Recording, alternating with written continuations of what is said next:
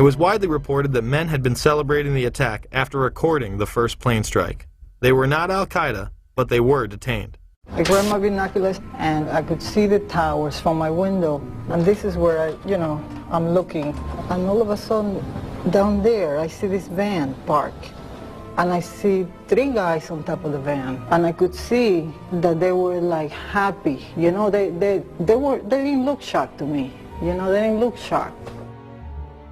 There was a group of Israelis, some of whom later were revealed as Mossad assets, who were arrested after cheering and high-fiving and videotaping the crash of the airplanes into the World Trade Towers.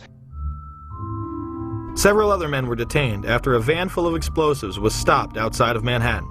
Earlier we had heard that an FBI spokesperson said that there was a report on the George Washington Bridge, which is another facility which you folks are responsible for policing, a report that there had been a van stopped there that had explosives. Asked this week about another sprawling investigation and the detention of 60 Israelis since September 11th, the Bush administration treated the questions like hot potatoes. I would just refer you to the Department of Justice with it. I'm not familiar with the report. I'm aware that some Israeli citizens have been detained. With respect to why they are being detained and the other aspects of your question, whether it's because they are in intelligence services or what they were doing, I will defer to the Department of Justice and the FBI to answer that.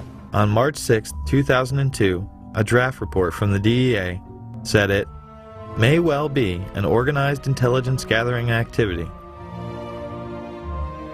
Despite all of this, all the Israelis were let go, without any espionage charges being filed.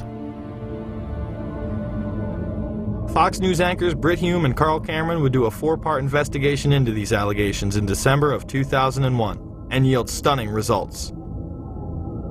It has been more than 16 years since a civilian working for the Navy was charged with passing secrets to Israel. Jonathan Pollard pled guilty to conspiracy to commit espionage and is serving a life sentence.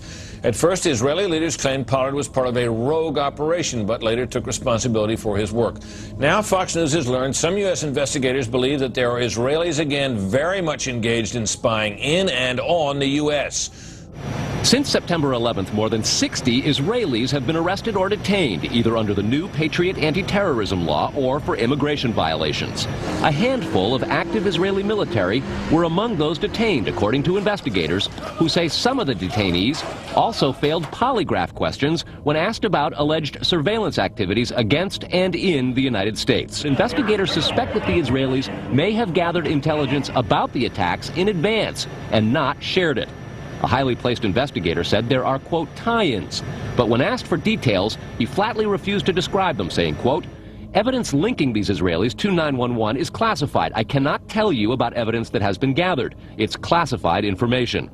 Now, when the FBI investigated, it quickly unraveled to be the largest foreign spy ring ever uncovered inside the United States, the largest. Even the Soviet Union had not been spying on the United States as much as Israel has been doing.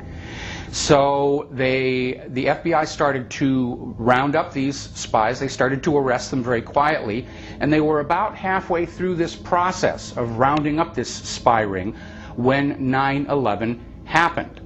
Numerous classified documents obtained by Fox News indicate that even prior to September 11th, as many as 140 other Israelis had been detained or arrested in a secretive and sprawling investigation into suspected espionage by Israelis in the United States. Investigators from numerous government agencies are part of a working group that's been compiling evidence since the mid-90s. These documents detail hundreds of incidents in cities and towns across the country that investigators say, quote, may well be an organized intelligence gathering activity. The first part of the investigation focuses on Israelis who say they are art students from the University of Jerusalem and Bezalel Academy. Documents say they, quote, targeted and penetrated military bases, the DEA, FBI, and dozens of other government facilities, and even secret offices and unlisted private homes of law enforcement and intelligence personnel. The majority of those questioned, quote, stated they served in military intelligence, electronic surveillance intercept, and/or explosive ordnance units. Why would Israelis spy in and on the U.S.?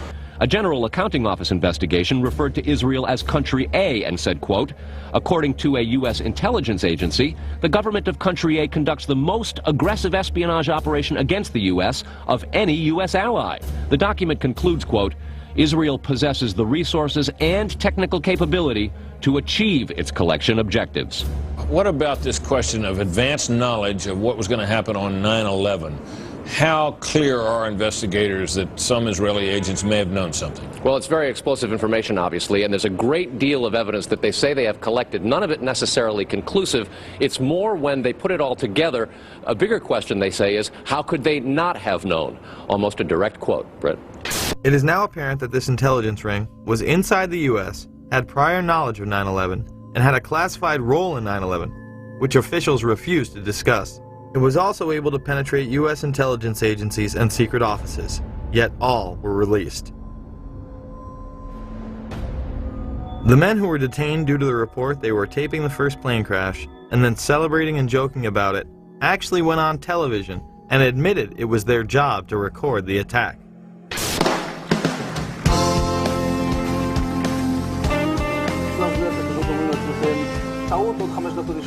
And at that point, we were taken for another round of questioning, this time related to our allegedly being members of Mossad.